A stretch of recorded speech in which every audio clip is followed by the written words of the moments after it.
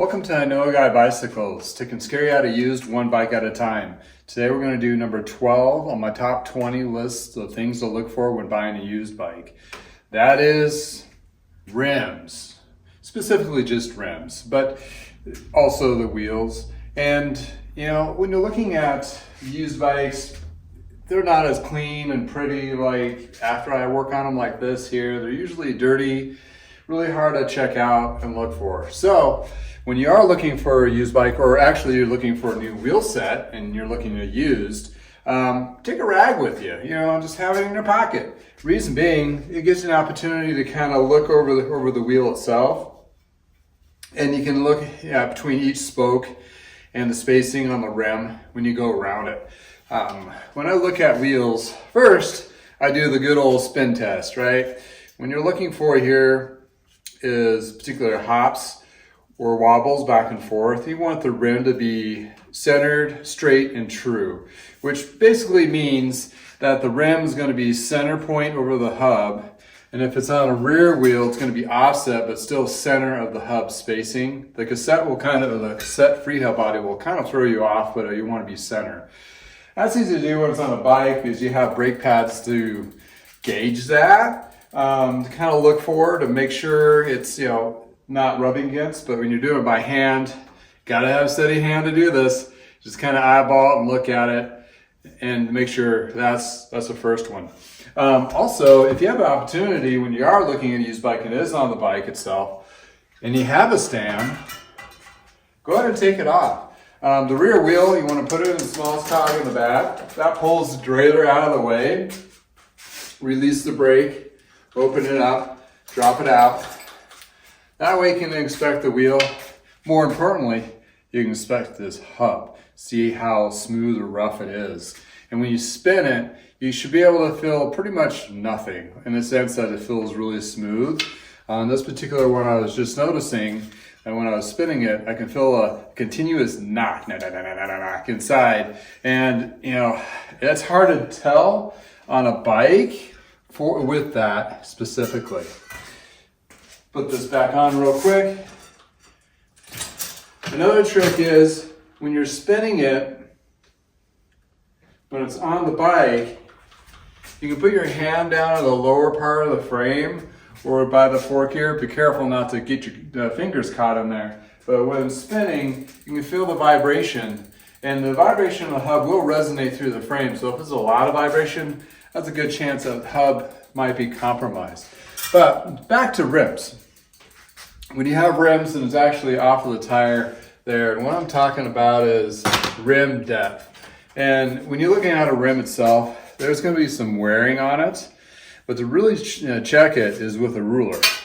And when you're looking at the ruler, what you're looking for it to be flush. And this little guy here has kind of like indentation through it from rim wear, which is perfectly normal to have a little bit, but once that sidewall gets too thin, it becomes compromised and it can crack. So that's something to look out for.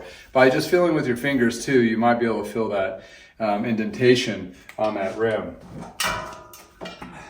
And you notice on these, the blue tags is where these have been compromised. This guy, either the rim is dinged or cracking. Oh, this one has a seized spoke nipple. And the reason being is when this one was spinning, there was a little bit of a bend to it. Boop, boop. And trying to true it, the tensions of the spoke were too high, which caused that nipple to round out. Well, the rim is it's not 100% where I'd like it to be, in the sense of being safe, and it has a little bit of bend in it. So that one's toast. I'll take the rear one here and see if I can salvage it as well. But when you're looking at the rim, most of the time the rear one will take most of the hit and impact. Reason being is when you're riding, you'll miss it with your front wheel, but you'll hit it with your rear. And also, majority of your weight is actually on the rear wheel. So rear wheels take a lot of abuse, either being, they hit the obstacle or the item that you're trying to avoid, and also your weight is actually on it too. And also, in addition to that, when you brake, Braking mostly relies on the rear wheel, which will compromise the rim on itself a little bit more. So rear wheels are typically usually ones are toast. This one had a bad front comparison. So here's one that I was able to catch while purchasing it used. So I knew the wheel itself was compromised, and that is the rim where the eyelet goes into, or the nipple goes through the eyelet here, and you can see it's kind of sparred out.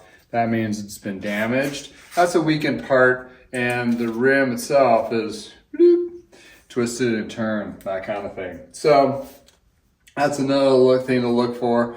And another thing too is the hub flanges. On some of these, on the high-end ones, they take out a lot of material to really lighten it up. Well, sometimes they go a little too thin, and that can cause a compromise and braking on those. So this is, we looked at the Mavic and a Rolf wheel. Here's your trusted and true Shimano's. The hub is fine, but this guy has a Mavic rim on it where it has kind of a ding, what it really is where they loop the manufacturer and the rims, the hoops together, and they weld them and grind them down. And this area right here either was damaged while it was being made, or some lucky uncoincidental accident happened and they hit it in just that one spot. But that area is just not as smooth, and I don't want to have a rim that has a weird feel to it when you hit the brakes, because that's where the brakes compress, and it'll have this little weird type weird feel to it. So I'm taking this one out of circulation because of that one specifically.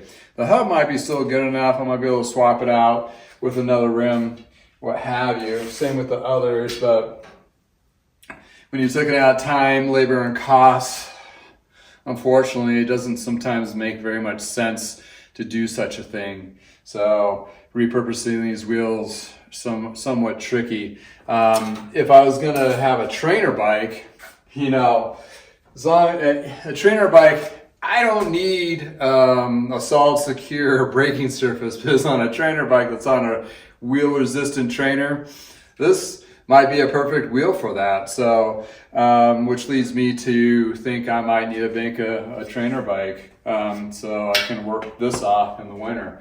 Anyway, those are the few things you want to look for in the rim.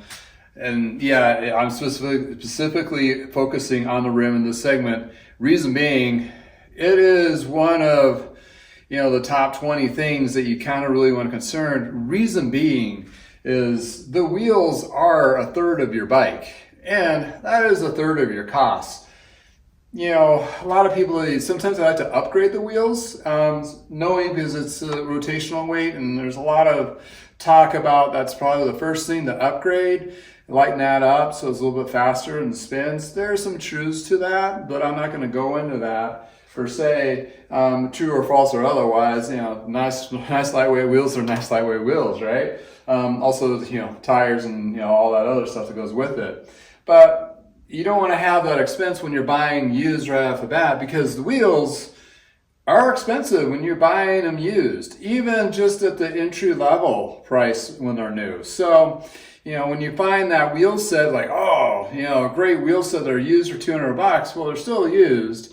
And there might be some hidden scaries to it. For me, I true them, I go through them, I make sure the hubs are smooth and so forth. I go an extra mile where a lot of people don't when they have an extra pair of wheel set. For example, this one came off of a bike. He had an extra wheel set, which ironically was his Mavic set. I didn't really look at it too closely. Lo and behold, the front wheel is toast. So, shame on me for not double checking. Most likely that individual didn't know that the spare wheel set that he had was compromised. So don't take everything just as face value. But I just wanted to go over some rim details, rim well depth. And some rims will have a line on them. It kind of like a cutout here where That's a wear indicator. On those, they have stopped making those because they just weaken the rim anyway, and you just use a ruler, straight edge, to check those. So if you like videos and information like this, subscribe. Thank you for spending some time with me. You have a wonderful day. From the garage. Till next time.